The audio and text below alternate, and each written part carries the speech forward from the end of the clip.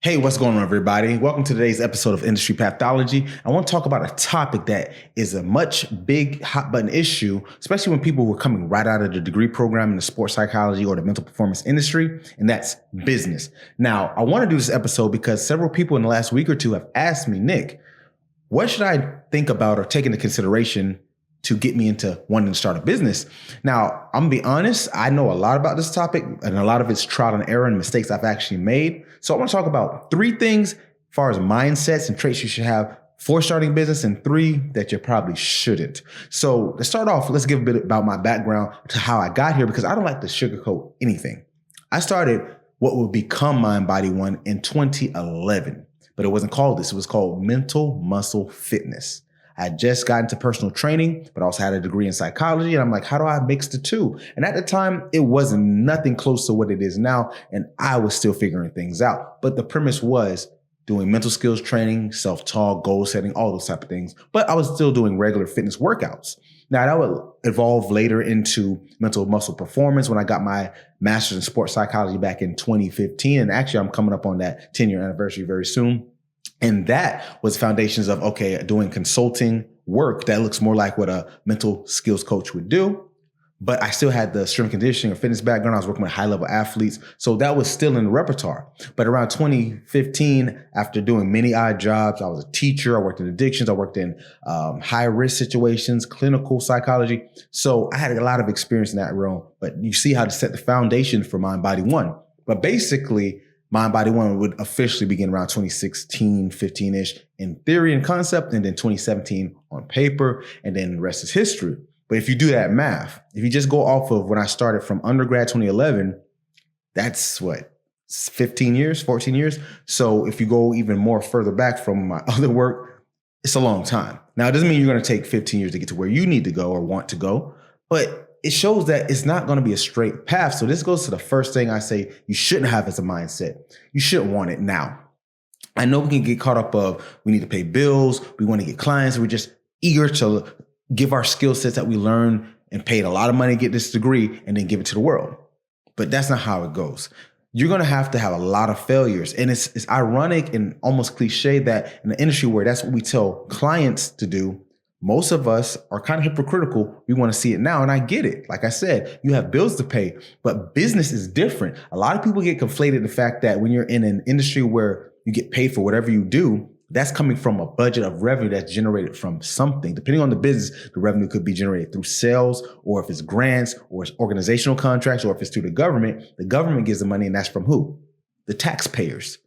But either way you look at it, you're not the one that has to drum up the business. So we conflate, oh, I make 70, 80,000, I know my worth. But if I would say, I'm gonna put you in an open field and you go figure things out, how much you're making this year? That's the question. Are you gonna make 39,000, which is the American average, and the median's about 48, 50,000? Could you make that on your own? Forget the industry. Could you make that money this year? If the answer is yes, and you're willing to put in the work and be very patient and be okay, not saying it has to happen in a long time, but okay with it happening in a long time, then yeah. But if you can't do that, this is not for you. Now I'm going to go to the other side of the spectrum. So you need to be able to see the things that other people don't see. This doesn't mean you have to be some super creative person. What it really means is if you see a gap in the market, you need to fill it or figure out how you can get closer to it, what everyone else isn't doing. This is one of Mind Body One's biggest creed. We do not do what they do. In every sense of the word, for me at least, but for you, you need to be able to see, okay, if mental performance doesn't involve a lot of technology or software in it, maybe you need to do that. Mind Body One, we have numerous apps that we use and hundreds, almost thousands of people interact with these different services and tools. That was the gap I saw, and I'm still building upon it. And what I've noticed in the last 4 or 5 years since I've been on this endeavor, not many people have stepped up to it. Now, is there things out there that exist? Usually, if they do, they're more like a mental coach in your pocket. Like if I'm a mental coach, I'm going to have box breathing, visualization, self-talk prompts on the app. But it's basically just regurgitating what already could be done, which does make it more streamlined. Yes, but is that really filling the gap? So you need to find whatever gaps you see and fill them. If you're able to be a visionary and see beyond what's right in front of you, like to say, don't miss the forest because of trees, you need to see everything. So that's one thing you have to have. Now let's go back to the other side. Number 2, for mindsets you shouldn't have. You shouldn't have the entitled or the be your own boss mentality. It's easy to get caught up in ego and call yourself CEO, founder, etc. of LLC. That's great. But who are you really doing it for? Because if you think that you're doing something simply because you made an LLC and now you can say you're the boss, that has no weight, because who are you the boss of? Now, if you have a staff early on, great. Maybe you have an investor. But in this field, that's very rare. It's usually you get your degree, maybe you get the CMPC, and now you're going to practice. So you're really not an entrepreneur. You're a solopreneur. You're a person who the practice revolves entirely on you, which you still can make good money. That's what I don't want people to get conflated, that you have to have this big business. If you get a good client base, a few contracts, and have a few more revenue streams, and I'll get to that in a second, then you will be okay. But don't get caught up in this ego of, oh, I got the time to do this, I can make my own schedule, because in actuality, you're actually going to be doing way more hours. So the average work week is what, 40 hours?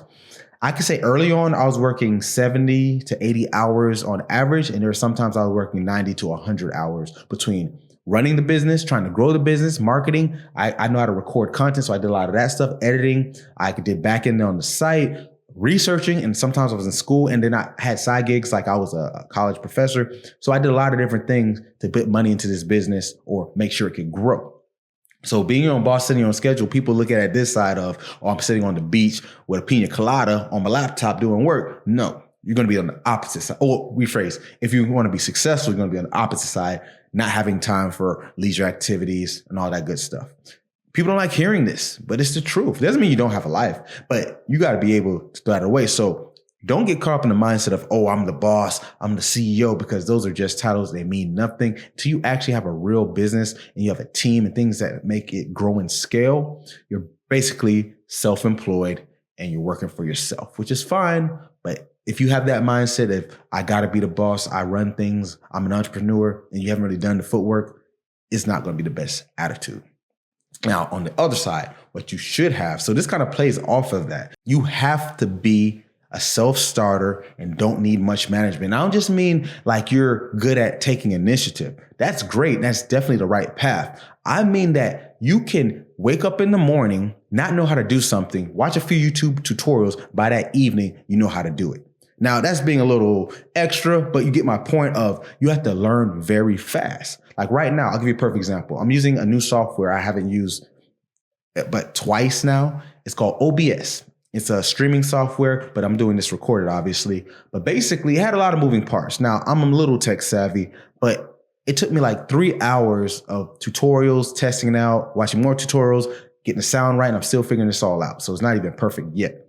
But that's something I had to do. Now, that's just one aspect, because content marketing is a very key staple in my business. I can make a video on that because that's a great tool to get your brand up. But it's something I have to learn unless I hire someone. And that's another part of being a business owner, paying people to do stuff or doing it yourself, which is a whole other topic too. But the point is, I had to learn this. Even with the lighting, it took me 4 hours when I first started learning lighting to do that. You're talking about hours and hours just to get things right. So to my point, if you can't get up and just do it, and you need someone to hold your hand and explain everything to you, not saying you have to be a master of everything. That's not what I'm saying, because obviously as your business grows, you can bring in people who can do these other tasks. But I mean, in general, if you always have to be explaining something, think about your day-to-day life. So if you're always the one who has to say, what was that? Can you show me that? It's not a bad thing. If you get taught and you learn it, great. But as a business owner, someone who's running things, you have to be that person. I did an in-service with my employees a few days ago where I went over our new software to implement some of the training tools for the mental performance with our clients. And it was 2 to 3 hours of us learning it step by step. And guess what? They needed help learning it, which is fine. But guess what? Who had to be the one to know it? I created it, obviously, but I also had to learn it, teach it, and illustrate it to the people that needed to do it. So you need to be able to have the mindset of, I just got to make it happen and figure it out. Now, this last one, I know it might come off as, what are you talking about, Nick? But I've seen it be many people's pitfall. And while it might seem contradictory, if you followed me for a while and you see me, you're going to be like, what are you talking about? So passion. If you follow me, I love what I do. I put a lot of energy and effort into everything. But passion, in this sense, having the mindset of, oh, because I love it. I'm passionate about it. The world needs it. That would be your pitfall. And that's why I say, not because you shouldn't love it or shouldn't think it could change the world. I think this could change the world. We all should think this. But some people get so caught up that they forget that's what you think. The people have to buy what you're selling or buy into it literally and figuratively. They don't have that same passion. For example, in mental health and performance, people understand that, okay, having bad day, depression, and everything in between is an issue that we should deal with. Maybe if you need help or maybe we need to figure it out. But while they know that, does it get done? Is mental health that common? Let's look at fitness. Obesity rates are through the roof in America, but yet people still eating junk. They're not working out. They're not exercising. They're not moving. So being passionate and knowledgeable and knowing something could be your pitfall, because if you lean on that only, because most of the time people buy with emotion. They're not buying your expertise. They're buying what you can make them feel, think, and how can you change and solve something for them. And a lot of people miss that part. They think about it, they get it, but they miss it because they're like, oh, I got all these ideas. I know that they're going to respond to my interventions. We're going to do this, we're going to do that. But if you think that interventions is what they're buying, you're clearly mistaken. I've talked about this on this channel many, many, many times. So don't get caught up in being passionate and overzealous on the fact that, okay, I need to change the world. I need to make this happen. I need to get them to learn these skills, because that's not truly what you're doing as a business owner. You're solving problems. Now, the means to get there could look like that, and they might look a lot of different ways. That kind of goes back to my other points. But if you have that mindset of, I need to be this person who's going to just tell people this is going to be good for them and it's going to change them without having an actual concrete solution or services that will answer their need, it's a failing issue.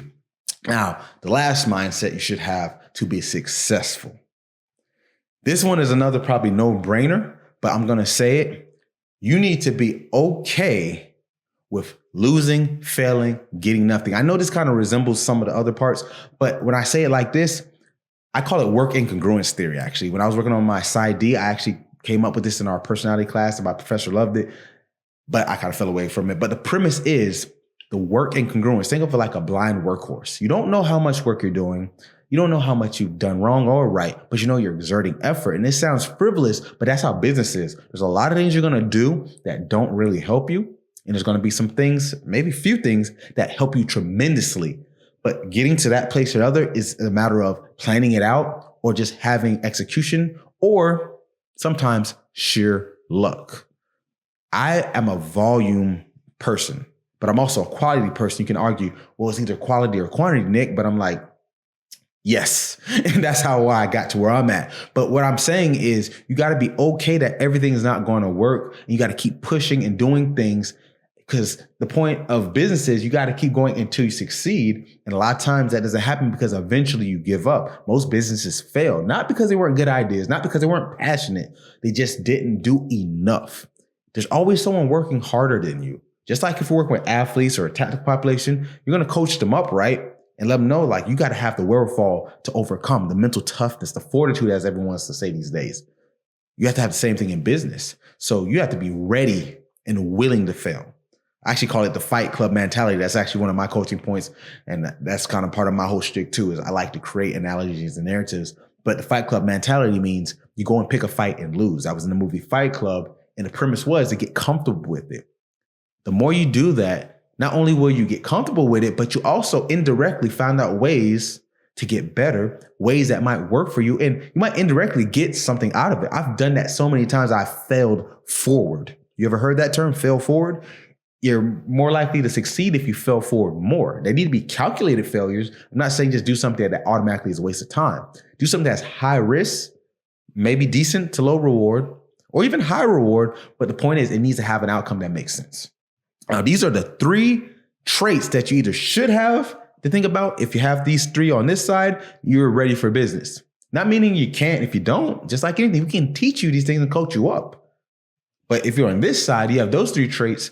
It's not saying you can't either, but you need to reconsider some things. Maybe it isn't for you. Maybe you are meant to be in a worker role, which is not a bad thing. I think in this modern times, I'm a millennial. I think millennials and every generation after that, Gen Z and so forth, have been sold this dream of be your own boss, because you've seen people like Mark Zuckerberg, Jeff Bezos, all these people who are billionaires or just highly successful people money-wise. and you see how they made it, and you want to be like them. But you got to realize for every one of them, there's millions that didn't even come close that did try, let alone the people who didn't even try because they didn't even have the capability. So it's not to discourage you. That's not what this is about. But just like anything else, you got to be checked on this so you can know how to get your mind right, as I always say. So this wasn't more so commentary this time. I was trying to see, because I had an individual message me and a few others talk about business, but this is my pathology. I think this is a big one, especially if you want to get into business, or maybe if you don't want to get into business full-fledged, you want to start something on the side, you can also take these into consideration. Or if you do want to get into business, I might just dissuade you completely. But whatever it is, hopefully you can find your way. Thanks for tuning in and have a great rest of your week.